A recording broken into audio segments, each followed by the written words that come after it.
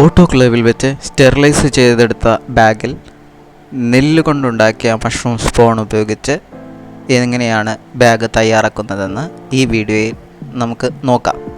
ആദ്യം സ്റ്റെറിലൈസ് ചെയ്തെടുത്ത ബാഗുകൾ ഇതുപോലെ കട്ട പിടിച്ചായിരിക്കും ഇരിക്കുന്നത്. അതിനെ സാവധാനം ഞെക്കി അതിനെ പൊടിച്ചെടുക്കണം.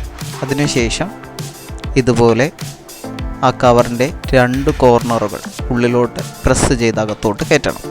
അതിനുശേഷം താഴോട്ട് വയ്ക്കുമ്പോൾ ആ ബാഗ് ഒരു സിലിണ്ടർ രൂപത്തിൽ തന്നെ എത്തിച്ചേരും. ഇങ്ങനെ സിലിണ്ടർ രൂപത്തിലായ ബാഗിൽ നമുക്ക് വിത്തിടാം. ഇതാ രണ്ടാമത്തെ ഒരു ബാഗ് ഇത് കാണിക്കാൻ വേണ്ടി എടുക്കുന്നു. അതിനെ ഇതേപോലെ പതുക്കെ പ്രസ് ചെയ്ത് അതിനെ ഉടച്ചെടുത്തതിന് ശേഷം അതിൻ്റെ ഇതേപോലെ ടോപ്പിൽ കോർണറിൽ ഉള്ള ഭാഗങ്ങളും ജസ്റ്റ് ഒന്ന് ഉടച്ചെടുക്കണം. അതിനുശേഷം അതിനെ കോർണർ ഉള്ളിലോട്ട് പ്രസ് ചെയ്ത് അകത്തോട്ട് കയറ്റുമ്പോൾ അത് സിലിണ്ടർ രൂപത്തിലാവും. എന്നിട്ട് അതിനെ ഒന്ന് കംപ്രസ് ചെയ്ത് ഒന്ന് കോമ്പാക്റ്റ് ചെയ്യുന്നു. ഇനി നമുക്ക് ഇതിൻ്റെ മുകളിൽ കെട്ടിയിരിക്കുന്ന പ്ലാസ്റ്റിക് കെട്ട് അഴിക്കാം. പ്ലാസ്റ്റിക് കെട്ടുകൾ അഴിച്ച് വെച്ച് കഴിഞ്ഞാൽ എത്രയും പെട്ടെന്ന് തന്നെ വിത്തിടാൻ നമ്മൾ സജ്ജമായിരിക്കണം. മുകളിലെ ടൈറ്റായിട്ട് കെട്ടിയ പ്ലാസ്റ്റിക് കയറ് ലൂസാക്കി അത് നമുക്ക് തുറന്ന് വയ്ക്കാം.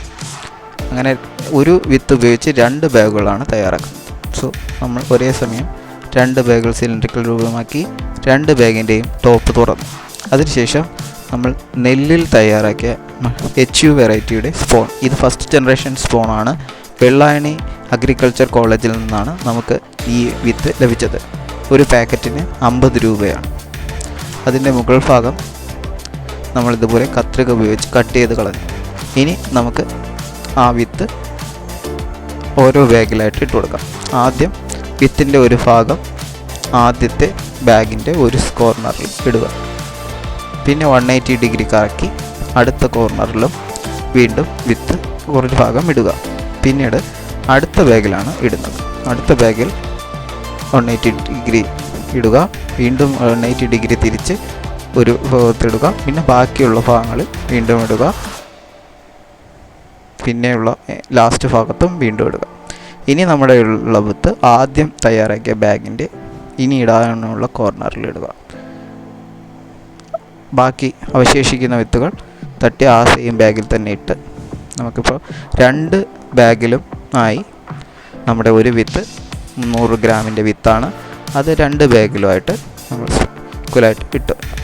ഇനി ഇത് നെല്ലാണ്. നമുക്ക് താഴോട്ട് എത്തിക്കാൻ ചോളം പോലെ കുറച്ച് എളുപ്പമല്ല എന്നാണ് ഞാൻ ആദ്യം കരുതിയത്. പക്ഷേ കുഴപ്പമില്ല, വലിയ പ്രയാസമില്ലാതെ തന്നെ നെൽ വിത്തും ഇതുപോലെ നമ്മൾ കോമ്പാക്റ്റ് ചെയ്ത് ഇതിന് മുകളിലൂടെ താഴോട്ട് എത്തിക്കാൻ പറ്റും. അതിനായി നമ്മൾ എന്ത് ചെയ്യണം?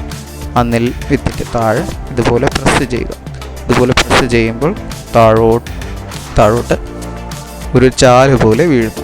ഇനി നമ്മൾ അത് തിരിച്ച് വെച്ച് 90 ഡിഗ്രി തിരിച്ച് വെച്ച് വീണ്ടും ഇതുപോലെ ഒരു ചാല് പോലെ താഴോട്ട് വിത്തെത്തിക്കുക. ഇപ്പോൾ 2 ചാലായി. ഇനി വീണ്ടും തിരിച്ച് വെച്ച് മൂന്നാമത്തെ ഭാഗത്ത് ഇതുപോലെ താഴോട്ട് ചാല് പോലെ താഴോട്ടിടുക. ഇപ്പോൾ നമുക്ക് 3 ഭാഗത്ത് 3 ചാലായി. ഇനി 4ാമതും ഇതുപോലെ ചാലാക്കി താഴെ വരെ വിത്തെത്തിക്കുക. ഇപ്പോൾ 4 ഭാഗത്തും 4 ചാലിലും താഴെ വരെ വിത്തുണ്ട്. ഇനി നമുക്ക് ബാക്കിയുള്ള ഭാഗത്ത് ഏകദേശം ഒരു മധ്യഭാഗം വരെ വിത്തെത്തിക്കാം. അതിനായി ഇങ്ങനെ പ്രസ് ചെയ്ത് തട്ടുമ്പോൾ അത് ഏകദേശം മിഡ് പൊസിഷൻ വരെ വരുന്നു. ഇത് ഇങ്ങനെ ചെയ്യുന്ന രീതിയാണ് ബ്ലാങ്കറ്റ് മെത്തേഡ് എന്ന് പറയുന്നത്. ബ്ലാങ്കറ്റ് മെത്തേഡ് ആദ്യമായാണ് നെൽവിത്തിൽ ചെയ്യുന്നത്. വളരെ നല്ല ഒരു രീതിയിൽ തന്നെ അത് വിത്ത് എല്ലായിടത്തും ഈക്വലായിട്ട് സ്പ്രെഡായിട്ടുണ്ട്. ഇനി നമുക്ക് ഇതിൻ്റെ ടോപ്പ് നന്നായിട്ട് ടൈറ്റ് ചെയ്ത് കെട്ടി ഇതിലൊരു 2 റബ്ബർ ബാൻഡ് ടൈറ്റാക്കി ഇടണം. മുകളിൽ നല്ല ടൈറ്റായിട്ട് റബ്ബർ ബാൻഡ് ഇട്ടില്ല എന്നുണ്ടെങ്കിൽ മുകൾ വഴി കൂൺ വരാൻ സാധ്യതയുണ്ട്.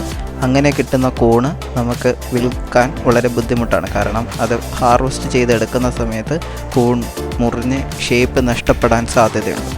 അതുകൊണ്ട് ടോപ്പ് നമ്മൾ ആ രീതിയിൽ വേണം ഇടാൻ. ഒപ്പം തന്നെ ഇതിൻ്റെ മുകൾ ഭാഗം ഷാർപ്പായിട്ടിരുന്നാൽ ഇതുപോലെ അടുത്ത ബാഗ് മുകളിൽ വന്ന് നിൽക്കുമ്പോൾ അത് കണ്ണു വീഴാൻ സാധ്യതയുണ്ട്. അതുകൊണ്ട് ജസ്റ്റ് ഒന്ന് ഇങ്ങനെ ഒന്ന് ബെൻഡ് ആവുന്ന രീതിയിൽ, അത്ര ടൈറ്റ് അല്ലാത്ത രീതിയിലും കൂടി വേണം അതിൻ്റെ ടോപ്പിൽ റബ്ബർ ബാൻഡ് ഇടാനുള്ളത്. അത് ഇങ്ങനെ ഇപ്പോൾ റബ്ബർ ബാൻഡ് ഇട്ടതിന് ശേഷം നോക്കുമ്പോൾ എല്ലായിടത്തും വിത്തായി, എല്ലായിടത്തും ഈക്വലായിട്ട് ഏകദേശം വിത്ത് വന്നു. അപ്പോൾ ഓരോ വിത്തും ഓരോ മുകളിലും താഴോട്ടും സൈഡിലോട്ടും ഒക്കെ ആയിട്ട് വളർന്ന് എല്ലാ ഏരിയയും എത്രയും പെട്ടെന്ന് തന്നെ കവറാവും. ഏകദേശം ഒരു 5 ദിവസം കൊണ്ട് തന്നെ ഇതിൽ വിത്തില്ലാത്ത എല്ലാ ഭാഗങ്ങളിലും ആയിട്ട് മൈസീലിയം ഗ്രോ ചെയ്തെത്തുന്നതാണ്. സാധാരണ ലെയർ വഴി എത്തുന്നതിനേക്കാൾ വേഗത്തിലാണ് ഇങ്ങനെ ബ്ലാങ്കറ്റ് മെത്തേഡിൽ വിത്തിടുമ്പോൾ വളർച്ച കണ്ടുവരുന്നത്.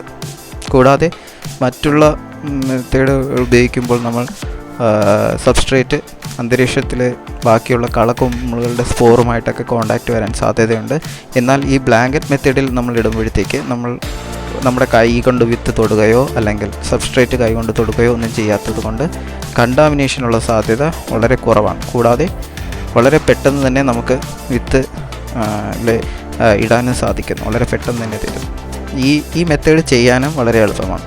ഇപ്പോൾ കണ്ടോ, ഞാൻ രണ്ടാമതൊരു ബാഗും കൂടി ചെയ്ത് കാണിക്കുകയാണ്.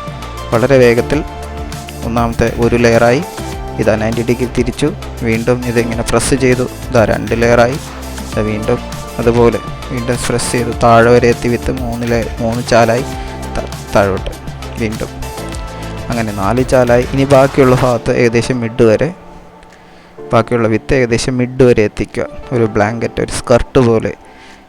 ഈ മെത്തേഡ്, ബ്ലാങ്കറ്റ് മെത്തേഡ് വളരെ പെട്ടെന്ന് തന്നെ ചെയ്യാൻ പറ്റുന്നതാണ്. ആർക്കും അനായാസം ചെയ്യാൻ പറ്റുന്ന ഒരു മെത്തേഡാണ്. അതിനുശേഷം അതിൻ്റെ ടോപ്പ് നന്നായിട്ട് ടൈറ്റാക്കി അതിൻ്റെ ടോപ്പൊന്ന് മടക്കി വേണം. 2 റബ്ബർ ബാൻഡാണ് ഇടുന്നത്. ഇതേപോലെ മടക്കി 2 റബ്ബർ ബാൻഡ് ടോപ്പിൽ നല്ല ടൈറ്റായിട്ട് ഇടണം. അങ്ങനെ ടൈറ്റായിട്ട് ഇടുമ്പോൾ പിന്നെ വേറെ കൂണൊന്നും അതുവഴി മുകൾ ഭാഗം വഴി നമുക്ക് കൂണൊന്നും വരത്തില്ല. അപ്പോൾ നമ്മളിപ്പോൾ വളരെ പെട്ടെന്ന് തന്നെ 2 ബാഗുകൾ ബാഗ് കെട്ടി. ഇനി നമുക്ക് അടുത്തത് നമുക്ക് ചെയ്യാനുള്ളത് ഇതിൽ എയർ എക്സ്ചേഞ്ചിന് വേണ്ടിയുള്ള കട്ടിട്ട് കൊടുക്കേണ്ടതാണ്. സാധാരണ നമ്മൾ പണ്ടൊക്കെ പിൻ ഹോൾ, സേഫ്റ്റി പിൻ വെച്ച് കുത്തിടുകയാണ് ചെയ്യുന്നത്. പക്ഷേ ഒരു ഹൈ ഇൻറ്റൻസിറ്റി ഫാമിൽ ആ സേഫ്റ്റി പിൻ വെച്ചിടുന്ന ഹോൾ വഴിയിൽ കൂടി ട്രൈക്കോഡെർമ സ്പോർ ബാഗിനുള്ളിൽ കടന്നു പറ്റാൻ സാധ്യതയുണ്ട്. അതുകൊണ്ട് നമ്മൾ ഇപ്പോൾ എയർ പാസേജിന് വേണ്ടി കട്ടാണ് ഇട്ട് കൊടുക്കുന്നത്. ആ കട്ട് ഇടാൻ വേണ്ടി ഉണ്ടാക്കുന്ന ബ്ലേഡ് നമ്മളിതുപോലെ ഡെറ്റോൾ ഉപയോഗിച്ച് ഇതാക്കിയതിന് ശേഷം ഇതുപോലെ ഫ്ലെയിം വെച്ച് സ്റ്റെറിലൈസ് ചെയ്തെടുക്കും. ഈ ഫ്ലെയിം സ്റ്റെറിലൈസ് ചെയ്യുമ്പോൾ ഡെറ്റോളിൻ്റെ ഈർപ്പം മുഴുവനായിട്ട് ഡ്രൈ ആയി 2 സൈഡും ഡ്രൈ ആയി മാറും. അങ്ങനെ ഡ്രൈ ആകുമ്പോൾ നമുക്ക് ഇപ്പോൾ ഡ്രൈ ആയിട്ട് സ്റ്റെറൈലായിട്ടുള്ള ഒരു ബ്ലേഡാണ് നമ്മുടെ കയ്യിലുള്ളത്. ആ ബ്ലേഡ് ഉപയോഗിച്ച് നമുക്ക് മുകളിലും താഴെയുമായിട്ട് ആ ചാല് വന്ന ഭാഗത്ത് മുകളിലും താഴെയായിട്ട് കട്ടിട്ട് കൊടുക്കാം. അതിനുശേഷം ഇത് 1/2 ഇഞ്ചിൻ്റെ മൈക്രോ പോറസ് ടേപ്പാണ്. ഈ ടേപ്പ് ഉപയോഗിച്ച് നമ്മൾ ആ ചാലിനെ മുകൾ ഭാഗത്ത് വെച്ച് ഒട്ടിച്ച് ആ രണ്ടാമത്തെ താഴത്തെ കട്ടും കൂടി കവർ ചെയ്യുന്ന രീതിയിൽ ഒട്ടിക്കും. അതായത് ഒരു 1/2 ഇഞ്ചിൻ്റെ ടേപ്പ് മുകൾ ഭാഗത്ത് നിന്ന് തുടങ്ങി താഴ്ഭാഗം വരെ അതിൽ 2 കട്ട് കവറാവും. അപ്പോൾ നമുക്ക് അനായാസമായിട്ട് ടേപ്പ് ഒട്ടിക്കാനും സാധിക്കുന്നു. ഇനി ഈ കട്ടിൽ കൂടിയാണ് ഈ ബാഗിനുള്ളിലോട്ട് എയർ എക്സ്ചേഞ്ച് നടക്കുന്നത്. അപ്പോൾ ആ cut micro porous surgical tape വെച്ച് കവർ ചെയ്തതിനാൽ കണ്ടാമിനൻസുകളൊന്നും ഉള്ളിലോട്ട് കടക്കില്ല. അതായത് ട്രൈക്കോഡെർമ പോലുള്ള അതിൻ്റെയൊക്കെ സ്പോറൊന്നും ഈ ഹോൾ വഴി കടക്കാതെ ഇരിക്കാൻ ഈ സർജിക്കൽ ടേപ്പ് സഹായിക്കുന്നു. ഇത് മൈക്രോ പോറസ് ടൈപ്പാണ്. ഇതിൻ്റെ പോർ ഡയമീറ്റർ എന്ന് പറഞ്ഞാൽ 3 മൈക്രോൺസ് ആണ്. നമ്മുടെ സാധാരണ ഒരു ട്രൈക്കോഡെർമയുടെ സ്പോറൊക്കെ ഒരു 6 micron to 3.75 micron to 6 micron ആണ് അതിൻ്റെ ഒക്കെ സ്പോർ സൈസ് വരുന്നത്. സോ ഈ ഒരു സർജിക്കൽ ടേപ്പ് നമ്മൾ മേടിക്കുമ്പോൾ അത് 3 മൈക്രോൺസിൻ്റെ സർജിക്കൽ ടൈപ്പ് ആണെന്ന് നമ്മൾ ഉറപ്പുവരുത്തേണ്ടതാണ്. ചിലപ്പോൾ നമ്മൾ മേടിക്കുന്ന ടേപ്പ് നല്ല ക്വാളിറ്റി ഇല്ലാത്ത സർജിക്കൽ ടേപ്പാണെങ്കിൽ അതുവഴി ട്രൈക്കോഡെർമയുടെ സ്പോർ ഉള്ളിലേക്ക് കടക്കാൻ സാധ്യതയുണ്ടെന്നുള്ളത് നമ്മൾ മനസ്സിലാക്കണം. ഇതുപോലെ മുകളിലും താഴെയും കട്ടുകൾ ഇട്ടതിന് ശേഷം 1/2 ഇഞ്ചിൻ്റെ സർജിക്കൽ, അതായത് മൈക്രോ പോറസ് സർജിക്കൽ ടേപ്പ് ഉപയോഗിച്ച് നമുക്കിതേപോലെ കെട്ടി. ഇപ്പോൾ 1, 2, 3 ചാലിലും നമ്മളിത് കെട്ടി. 4ാമത്തെ ചാലിലും മുകളിലും താഴെയും കട്ടിട്ട് 1/2 ഇഞ്ചിൻ്റെ മൈക്രോ പോറസ് ടേപ്പ് മുകളിൽ നിന്ന് താഴെ വരെ ഒട്ടിച്ചു. ഇതുപോലെ 4 ചാലിലും നമ്മൾ 2 വിധം കട്ടുകളിട്ട് മൈക്രോപോറസ് ടേപ്പ് ഒട്ടിച്ചിരിക്കുകയാണ്. ഇനി ഇതിൽ കൂടിയാണ് ഈ കൂടിന് വേണ്ട ഓക്സിജൻ അകത്തോട്ട് വലിക്കുകയും കാർബൺ ഡൈ ഓക്സൈഡ് പുറത്തോട്ട് വരുന്നതും എല്ലാം ഈ കട്ട് വഴിയാണ്.